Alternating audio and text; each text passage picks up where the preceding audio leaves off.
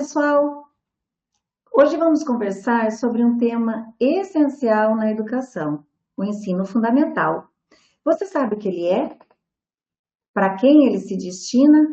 E por que é tão importante pensar em práticas inclusivas nessa etapa da educação básica? Nós vamos explorar esse assunto nesse vídeo, então fique comigo até o final. Eu sou a professora Cristina Cerezuela e venho conversar com vocês hoje sobre o ensino fundamental e práticas inclusivas. Para dar início à nossa conversa, nosso diálogo, eu preciso falar da educação básica, né? Então, a educação básica, ela vai da educação infantil, do ensino fundamental até o ensino médio. Então, nós temos duas etapas no nosso sistema educacional brasileiro, né? A educação básica e o ensino superior. Dentro da educação básica é dividido em três etapas, né? Educação básica, de 0 a 5 e 11 meses, ensino fundamental dos 6 anos até 14 anos, né? Aproximadamente, quando se diz que a idade está correta, né? Correção idade séria, então ela vai dos 6 aos 14 anos, e o ensino médio de 14 acima. Então, nós temos dentro do ensino fundamental uma subdivisão. O ensino fundamental dos anos iniciais, que vai do 1º ao 5º ano, e o ensino fundamental dos anos finais, que vai do 6º até o 9º ano. Então, essa etapa da educação básica, ela é responsável por todo o desenvolvimento do ser humano, na sua formação acadêmica, na sua formação social, na sua formação socioemocional e em todas as outras habilidades que são almejadas pela BNCC. Então, quando a gente fala de competências e habilidades do ensino fundamental, nós estamos falando não só apenas nas habilidades cognitivas, o pensar, o falar, o ler, o escrever, o ter memória, o conseguir a linguagem, se comunicar, né?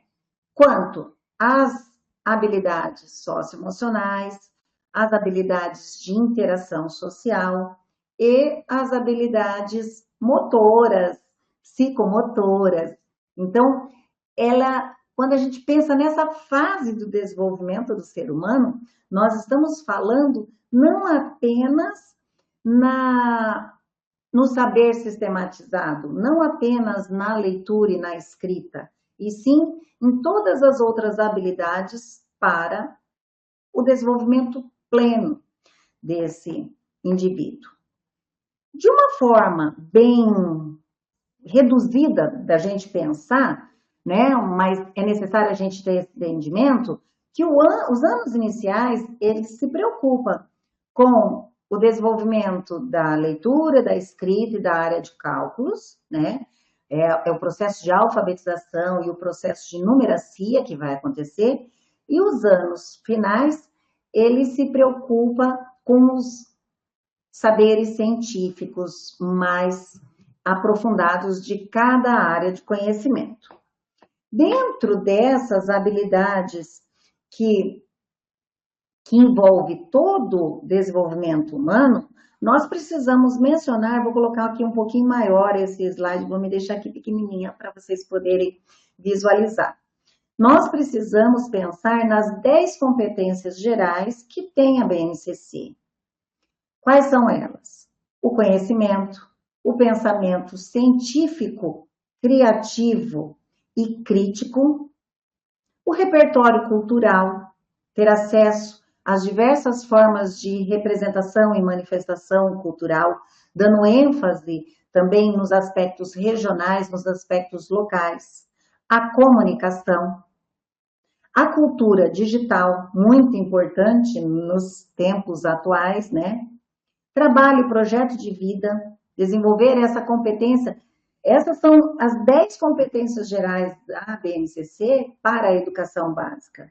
Então, desenvolver no ser humano a possibilidade de pensar no trabalho, de ter um projeto de vida, poder dar argumentação, autoconhecimento e autocuidado. E isso é um detalhe muito importante que nós vamos falar a seguir. Quando a gente se conhece e a gente consegue perceber o que nós somos e consegue apreciar o que nós somos, nós podemos desenvolver um cuidado diferente com o nosso ser. E só a gente tendo esse autoconhecimento e esse autocuidado, nós vamos poder desenvolver a outra competência geral da BNCC, que é a empatia e cooperação. Então, veja, eu preciso me conhecer para eu poder olhar para o outro, para eu ter um entendimento sobre o outro também, me colocar no lugar dele e aprender a cooperar. E a 10ª competência, a responsabilidade e a cidadania. Então, veja, quando nós falamos das competências gerais para desenvolver no ser humano, conhecimento está lá em primeiro lugar. Nós temos que ter esse desenvolver, né, criar condições para que esse ser humano consiga se apropriar do conhecimento historicamente acumulado pela humanidade. Contudo, não é só isso que o ensino fundamental, a educação preconiza, e sim todas essas habilidades. Então, quando a gente pensa que precisamos desenvolver as habilidades acadêmicas, as habilidades sociais e todas as competências gerais prevista pela BNCC, né, preconizada pela BNCC, nós pensamos como é importante o papel do professor no ensino fundamental, né? Então, nós temos, deixa eu voltar aqui maiorzinho. Então, nós temos que pensar que vamos desenvolver esse aluno em toda a potencialidade que ele tem dentro da sua individualidade. Então, pensar em práticas inclusivas é pensar como desenvolver esse ser, como fazer com que ele consiga desenvolver todas essas competências dentro de um contexto de ensino básico, dentro de um contexto regular.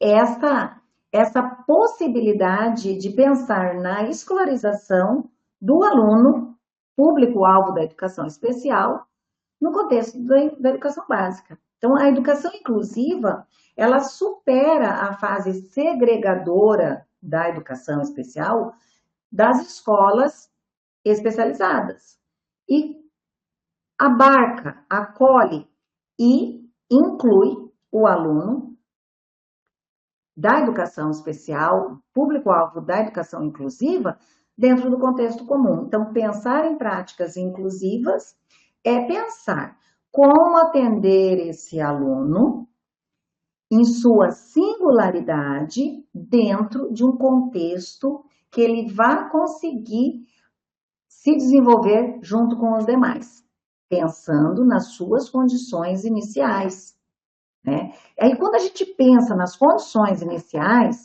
nós vamos pensar nas práticas adaptadas.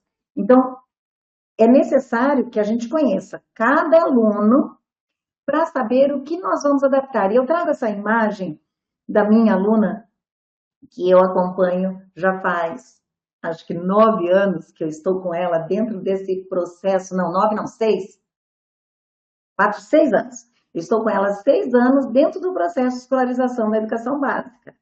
Então, veja, ela está fazendo uma atividade com a sala de aula comum, a mesma atividade, olhando no microscópio.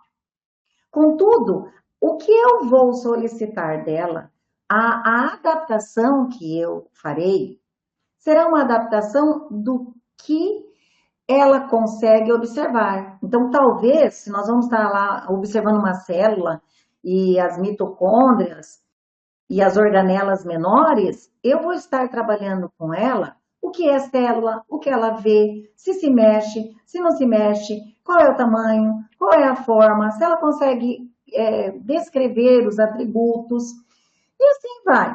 Então, eu preciso saber qual é a condição deste aluno, deste estudante, para poder fazer as práticas adaptadas.